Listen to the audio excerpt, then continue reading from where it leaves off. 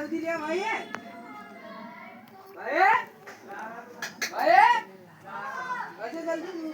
Mohammad Arshad, Indian Bahujan Samajwadi party मंडल अध्यक्ष।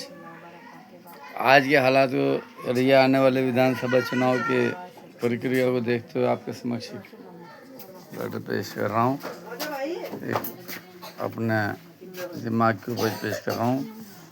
ये Indian Bahujan Samajwadi party, Mohammad Arshad, मंडल अध्यक्ष। अभी पता चला है कि इलेक्शन होने तो हर आदमी ये कह रहा है कि बीजेपी हार रही है, बीजेपी को के नहीं देखना पसंद है। लेकिन मैं कह रहा हूँ कि बीजेपी को कौन हरा रहा है, उसी बारे में लिखा है, तो ध्यान से सुने। बीजेपी को कौन हरा रहा है चुनाव में? कोई नहीं, सब बकवास है। गठबंधन गरीब जनता को तो हरा सकता है हर कोई, पर वक्त के शहंशाह, शासनशाह, हिटलर शाह, पीएम व सीएम को कोई नहीं हरा सकता। हाँ, यदि मुल्क में या राज्य में जुल्म हो रहा हो और उस जुल्म या जालिम के खिलाफ सब एकजुट होकर, एक ज़बान होकर आवाज़ उठाएं तो वो जुल्म या जालिम मिट सकता है और बड़ी बड़ी हुकूमतें हिल जाती हैं। ऐसे तो हरा सकते हो आप रूलिंग पार्टी को, यानी बीजेपी को। बीजेपी को विपक्ष व आप और हम सब एकजुट होकर तो हरा सकते हैं, अन्यथा नहीं। गठजोड़ की बात पिछली योजना से चल रही थी, पर क्या हुआ? कुछ भी नहीं।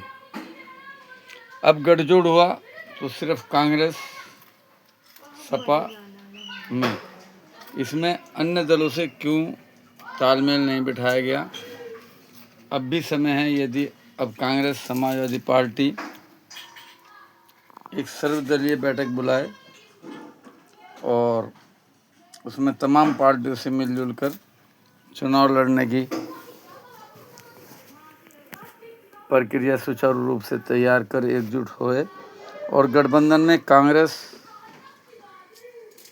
एसपी, बीएसपी, एएसपी, एलडी यानी Lokdal, Indian National Lokdal, IBSP, Indian Bahujan Samajwadi Party, AIMIM, BMP आदि सभी छोटे छोटे दल जो 1500 या 10-5 वोट भी काट सकते हैं, उन सबको सशर्त या बिना शर्त साथ क्यों नहीं लिया जा रहा?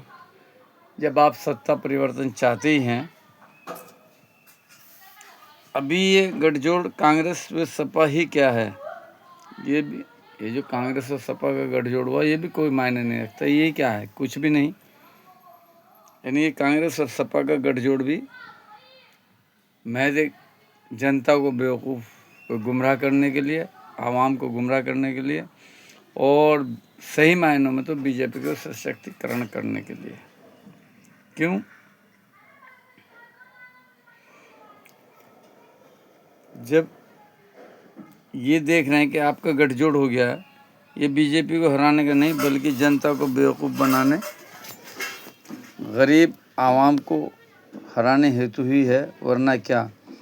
जब गठबंधन हो गया दो ही पार्टियों का सही, फिर व्यक्तिगत खींचतान क्यों?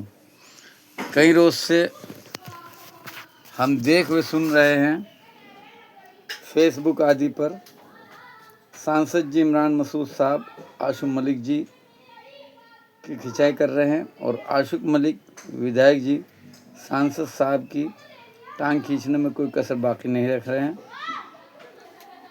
तो या क्या आप ऐसा समझते हैं ऐसे में बीजेपी को हरा दिया जाएगा?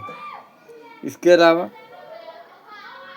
शाहनवाज खान सबको बड़े बड़े भी कह रहे हैं और खिंचाई करने में वो भी, वे सरफराज खान, राजेंद्र बाबा, अब्दुल वाहिद, मसूद अख्तर, फिरोज आफ्ताब, कोई कसर बाकी नहीं। छोड़ रहे हैं। आपसी तकरार सब जगह होती है, घर परिवार में भी होती है, हम नहीं कहते कि नहीं होती, घर परिवार में भी होती है, पार्टीबाजी में भी होती है। और पार्टी भी एक परिवार ही होता है अगर समझा जाए। विवाद आपसी समझौते से निपटाए जाते हैं। आपसी विवाद आपसी समझौते से निपटाए जाते हैं। जब गठबंधन हो गया तो उसे भी एक परिवार मानकर चला जाए तो कामयाबी मिलेगी। बीजेपी में भी आपसी तकरार होती है, पर वो उसे बीजेपी में भी आपसी तकरार होती है, पर वो उसे मंजर आम नहीं आने देते, यानी आवाम को पता नहीं चलता।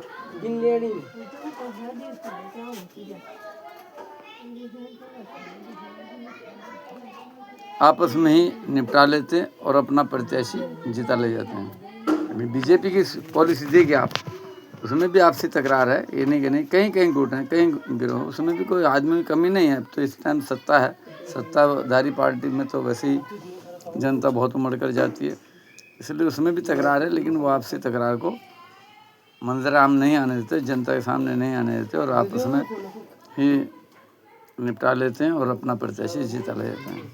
तो जनाब,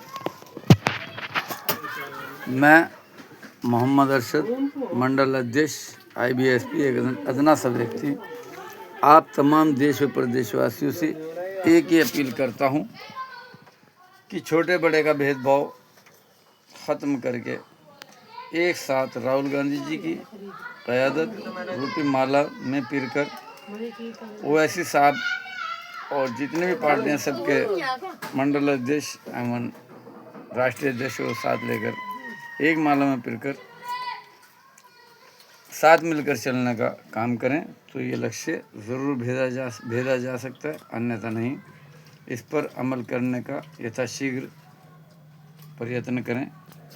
धन्यवाद, शुक्रिया जनाब। मैं मोहम्मद अरशद, आपको अगर कोई संपर्क करना है तो ये मेरा नंबर है, आप इस पर बात कर सकते हैं। ये 24 तारीख में मेरे दिमाग में आता और मैंने लिख डाला था, जो कोई इसमें गुस्ताखी हो, किसी को बुरा लगा हो, किसी शान में कोई ऊँच नीची बात आ गई हो तो उसे माफ़ करें, इस पर अमल करने की कोशिश करें। मैं तो जहाँ तक समझता हूँ तो कामयाबी मिल जाएगी।